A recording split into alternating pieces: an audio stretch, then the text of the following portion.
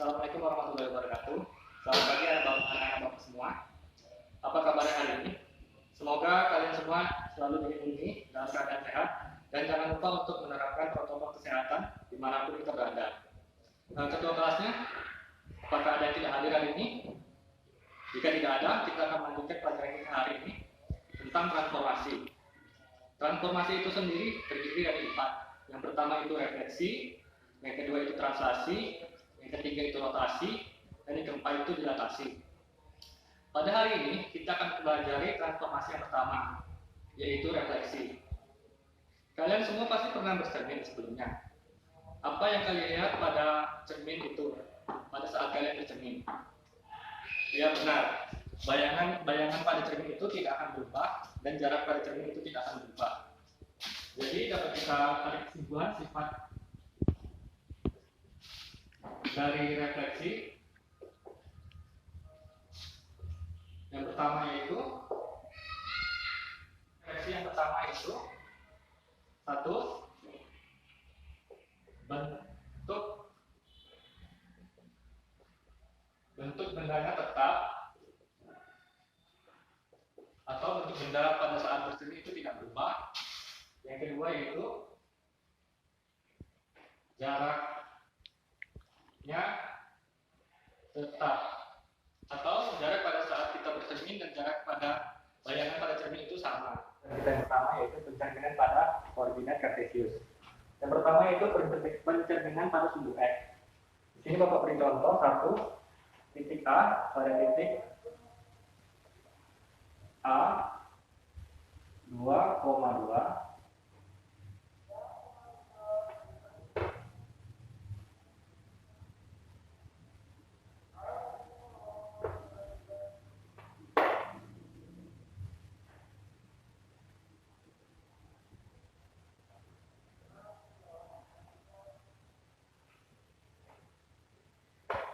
itu akan dicerminkan pada sumbu X. Karena sumbu X itu yang ini, maka pencerminan pada sumbu X itu terjadi ke bawah. Karena pada sifat refleksi sebelumnya itu kan adalah jaraknya tetap. Karena jarak titik pada titik terhadap sumbu X itu adalah 2 satuan. Maka jarak bayangan dengan cermin itu juga 2 satuan. Maka kita hitung 1, 2. Sehingga kita dapat titik bayangannya itu A aksen jadi 2, negatif 2.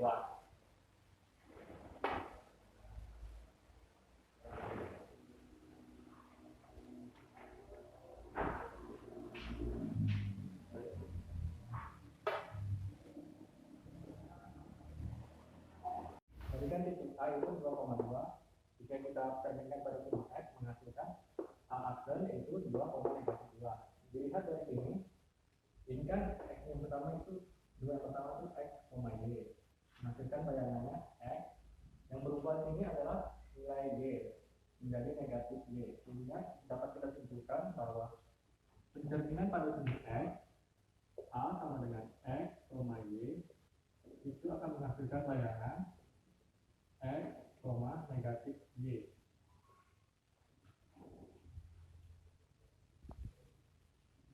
Dan yang kedua itu pencerminan pada sumbu Y.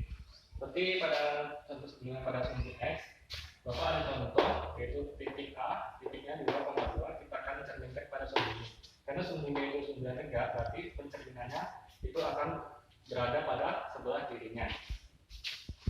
Kita cerminkan titik 2,2 ke sumbu Y. Karena sumbu Y itu berarti bercermin ke kiri, sehingga dapat 2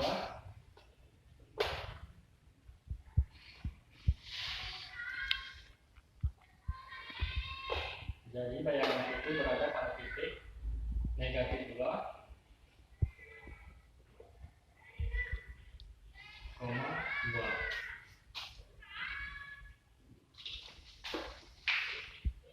titik A tadi kan 2,2, kita cerminkan pada sumbu Y.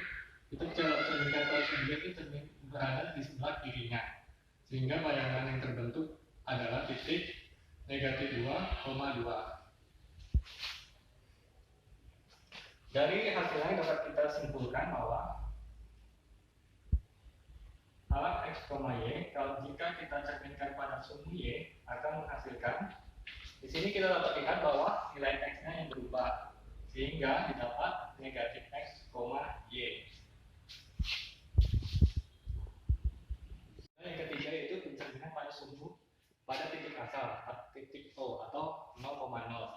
Seperti contoh yang sebelumnya, titik pada titik A itu titiknya 2,2. Kita akan cerminkan pada titik asal 0,0. Pencerminan itu harus memiliki jarak yang sama. Jadi jarak dari benda ke titik 0,0 harus sama dengan jarak titik 0,0 pada bayangan tersebut.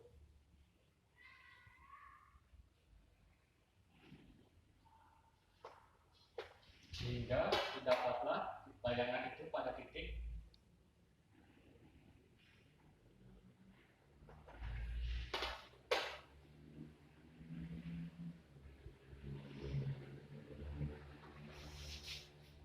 bayangan itu berada pada titik negatif 2, negatif 2. Pada titik benda pada titik A 2,2 direfleksikan pada titik asal dengan titik asal menghasilkan bayangan pada titik negatif 2, negatif 2.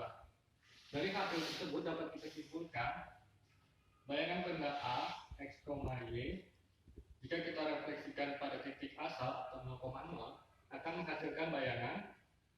Dilihat dari hasilnya itu semua tandanya itu berubah, jadi negatif X, negatif Y.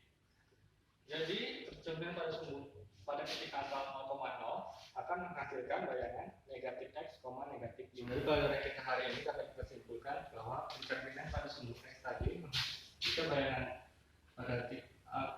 A X, Y itu akan menghasilkan bayangan benda X, min Y, dan pencerminan pada sumbu Y di titik benda pada X, Y akan menghasilkan bayangan A aksen min X, Y.